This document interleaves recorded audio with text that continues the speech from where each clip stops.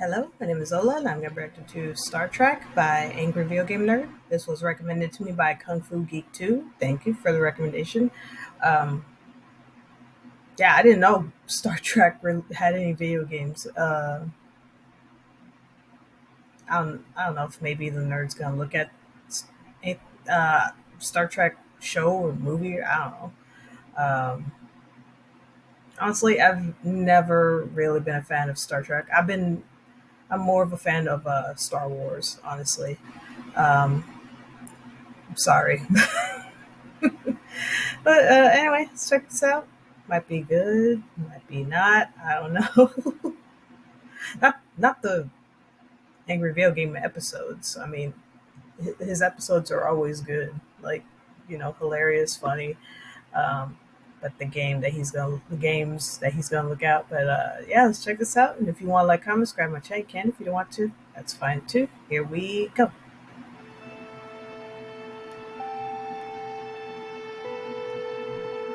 Oh, eight? What?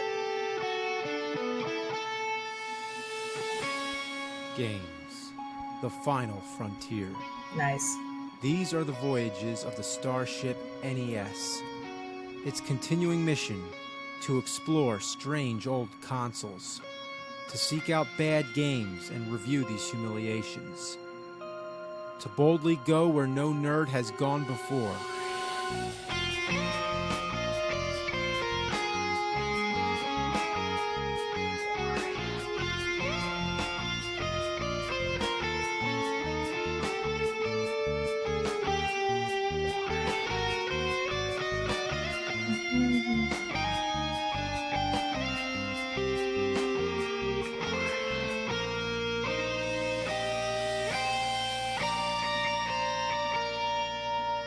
Cool.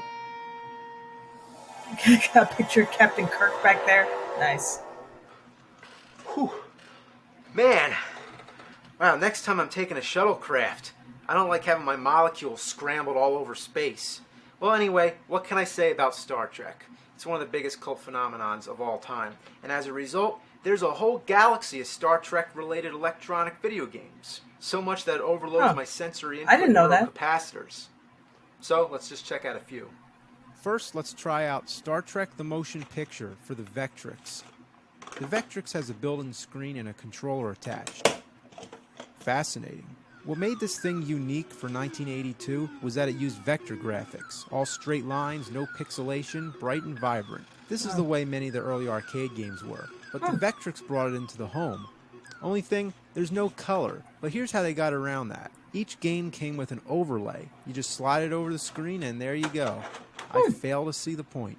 Anyway, you're just flying around blasting enemy Romulans and Klingons. You can raise your shields to defend the Enterprise, but this depletes your energy, which means that you need to refuel by locking onto your space station. Whoa. One thing that's incredibly annoying is this loud buzzing sound. It reacts to the graphics. It's caused by a lack of shielding between the ray tube and the speaker wiring. It's penetrating my auditory nerves. I must deactivate this game's power supply.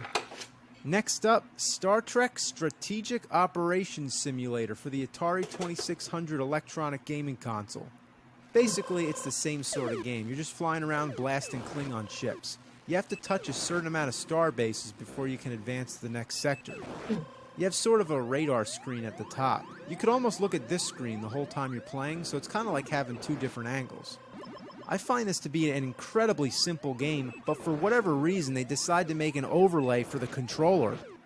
Next up, same game, same name. The name which just rolls off your tongue. Star Trek Strategic Operations Simulator for ColecoVision and Atom Family Computer System. Like Jesus. I said, it's the same game, but the graphics are improved. The ships are more detailed, the explosions are better, and your shield, photon, and warp power are all clearly indicated, instead of just having mysterious blocks. Yeah, take that, you sons of bitches. Damn Klingons. Klingons suck my ass. Oh. All right, what's going on? There appears to be an interference.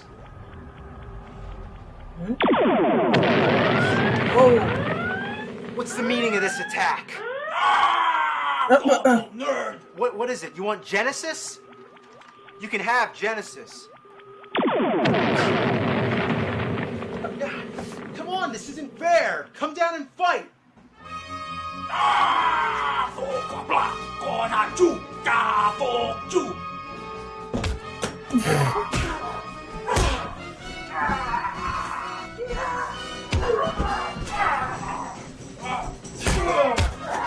Who is this guy? I don't know. Like I said, I don't watch Star Trek. I don't know.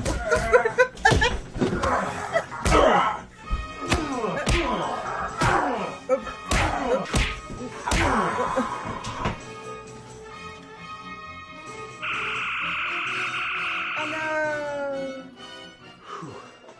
Well, lesson learned. Don't say anything bad about Klingons. Klingons don't fuck around. Oh. That's Anyway, we've seen how simple the early Star Trek games are, but as they went on, they became more intricate. And there's tons of them. So let's focus on just one more. Star Trek 25th Anniversary for the NES. To begin with, the music and the graphics are quite good, but my senses indicate a large deposit of bullshit. The storyline involves the Enterprise being trapped in some kind of dimensional gravitation gate, whatever that is. Unable to engage the warp engine, Scotty says that we need to replenish our supply dilithium crystals. So that's all good, but cut me a break. You're given so much text to read, it's more like reading a Star Trek novel than playing a fucking game. Spock detects dilithium crystals hidden on a nearby planet, so Kirk, McCoy, and Spock all beam down to explore. You're relieved to finally start walking around and doing stuff, but only then is when you realize how astronomically ass this game is. The first enemies you encounter are plants that spit at you. The projectiles are practically invisible, but lethal as hell. You just want to phaser fuck these little bastards to death. They're almost impossible to hit. The problem is in the walking. You can't go diagonal, only straight up and down or left and right. But you move like you're locked down on a grid. Then you encounter these tiny little worms that crawl all over you. You think because they're so small they won't hurt you much, but no, these things are serious. So anyway, you're trying to find these dilithium crystals, which Spock says is located in some ancient temple. So you talk to some of the natives, and they're like, sure, we don't care, you crazy spacemen from the distant future who we've never seen before. Go ahead and raid our holy temple. In fact, they even offer to help make a repellent for the bloodworms in the forest. It's like, hey, you want to rob my house? Here's the key. Most illogical. Only thing, you gotta bring back a shooting flower so they can make the repellent. Shooting flower? You mean these things? So you stun it with the phaser and you pick it up. Now, of course, picking up objects in this game is never simple. You think you just touch it and that's it? But no, you gotta stand next to it, scan it with the tricorder, and talk it over with Spock and McCoy, and then finally pick the fucking thing up.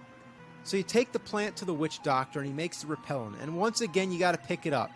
Shall I add the repellent to our inventory, sir? Yes or no? Yes, of course. Please do. Why would I say no? It's like my crew are out of their minds. Also, they do a miserable job trying to follow you. Come on, how would anybody get stuck on a bush? So we get past the bloodworms, you shoot down some wolf sort of creature, and then have dialogue afterwards. Will it be alright? Who the hell cares? It tried to kill us. Just shoot the fucking things and move on. A ghostly dragon pops out of a hole, and then I'm suddenly interrupted by a dialogue box saying, be careful, Jim. That creature looks like a dragon from Terran mythology. Yeah, thanks. So next thing, you're in the temple. You come to a series of rooms with weird symbols on the floor. If you just try to walk across, you die. You gotta know the right pattern. So before you even get to this room, you gotta memorize the order in which the symbols appear on the wall.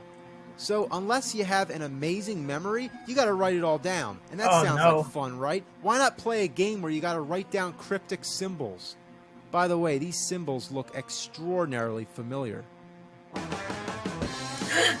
That's Zeppelin.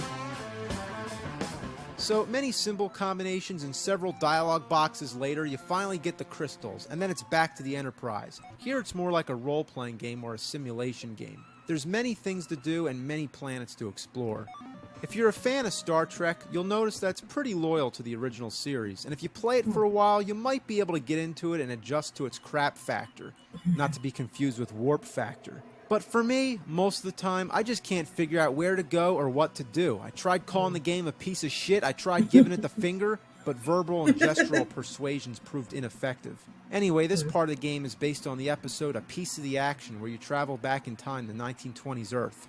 First, you got to find a library card. Then you got to get back your lost communicator. You zap 2 guys. You find a diamond. You exchange it with the shop owner for a marked deck of cards. Then you find a bone on the sidewalk and a gumball from some guy with a dog. Then you find a hairpin, and then you find a stick. You have to put the gumball on the end of the stick, put it in the gutter, and fish out some coins. Then you talk to a bartender to get Oxmix's phone number. You give him the diamond in exchange for some plates. You take the plates to the police. Use the hairpin and the bone to open up a door. Dude, find what the counterfeit money. Use the coins on the phone booth. Give the operator the number. Go in to talk to Oxmix about the communicator. He tells you to go to Krako's place. He tells you that Bonehead Malone has a communicator. You go to the casino, you give Bonehead the money, you give him your marked deck of cards, and you get the communicator.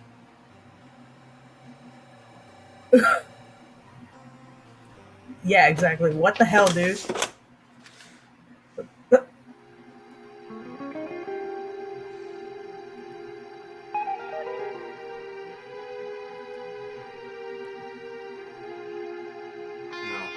I won't destroy it.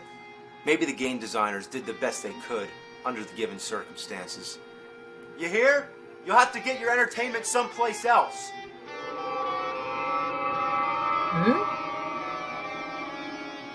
You're a metronome. Does my appearance surprise you, nerd? Not really. You surprise me. How? By sparing this shitty game, you have demonstrated the advanced trait of mercy. Mercy this, motherfucker!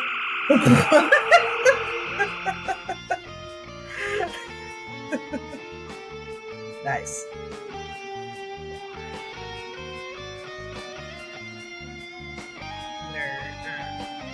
Nice.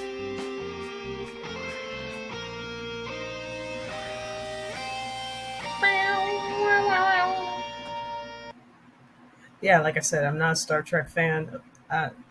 Most of that stuff, I was like, what? Huh? The hell going on? What the hell's a Klingon? What the freak? Though I do know about Captain Kirk and Spock, and live long and prosper, but that's about it.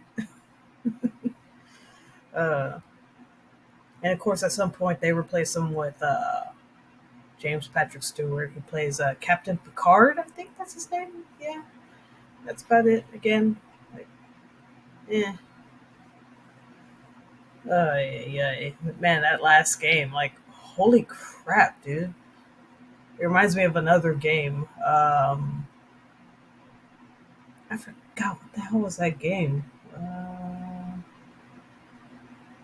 I don't know. But yeah, it reminds me of another game where it's like, oh, you have to do things that, like, man, like, how were you supposed to know back then? Because back then, like, it's not like today where you just like, oh, you're having trouble with the game, I'll just look up the walkthrough, like, and all the answers will be right there, Like, holy crap. I'm sure that they probably had a manual. At least I hope they did. They had something to tell you, what you got to do to get this or get that. Uh, anyway, I don't know. If you like that game, that's okay. I guess. I mean, it's your opinion. But, like, holy crap, dude. Anyway, yeah, that's it. That's my reaction to Star Trek by Angry Video Game Nerd. And everyone, take care of yourselves and each other, and I'll see you in the next one. Bye.